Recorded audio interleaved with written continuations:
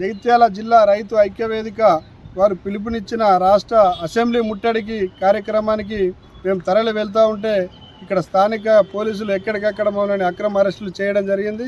ఏదైతే ఈ రాష్ట్ర కాంగ్రెస్ గవర్నమెంట్ ప్రజాప్రభుత్వం మాది ప్రజాస్వామ్యయుతంగా ఉంటామని చెప్పి అధికారంలోకి వచ్చిర్రో ఎక్కడికక్కడ ఈ నిరంకుశత్వంగా అందరినీ అణిచివేయడం సబబు కాదు.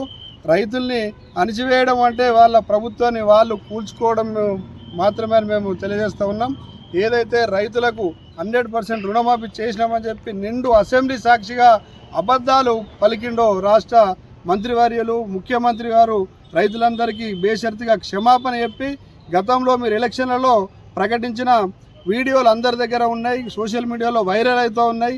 2 లక్షల కంటే పైచిలకు అమౌంట్ని మీరు కడితే మిగతా రుణాన్ని మేము మాఫీ చేస్తామని చెప్పి రాష్ట్ర ముఖ్యమంత్రి వర్యులు రాష్ట్ర మంత్రివర్యులు వ్యవసాయ శాఖ మంత్రివర్యులు కూడా అసెంబ్లీలో సోషల్ మీడియాలో పత్రికాముఖంగా కూడా మాట్లాడిన వీడియోలు ఆడియోలు మన దగ్గర ఉన్నాయి. కాబట్టి మీరు ఇంత పచ్చి మోసపూరితంగా మాట్లాడడం, రైతులను మోసం చేయడమే, రైతులను దగా చేయడమే.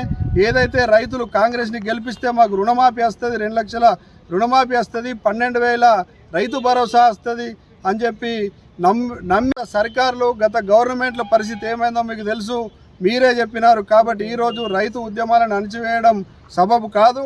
అక్రమ అరెస్టులను మేము ఖండిస్తూ ఉన్నాం. బేషరతుగా వెంటనే 2 లక్షల పైచిలకు రుణమాఫీ చేయాలని, రైతు భరోసా అందరికీ చెల్లించాలని, అలాగే సన్న వరి ధాన్యానికి బోనస్ ఇస్తామని చెప్పి ప్రగల్భాలు పలికినారు.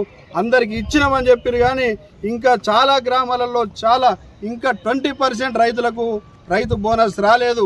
కాబట్టి ఈ ప్రధానమైన 3 డిమాండ్లను వెంటనే నెరవేర్చాలని, లేకపోతే రైతు ఆగ్రహానికి గురికాక తప్పదని, మా తదుపరి కార్యాచరణ తీవ్రంగా ఉంటుందని చెప్పి ఈ సందర్భంగా రాష్ట్ర సర్కారును మేము హెచ్చరిస్తూ ఉన్నాం.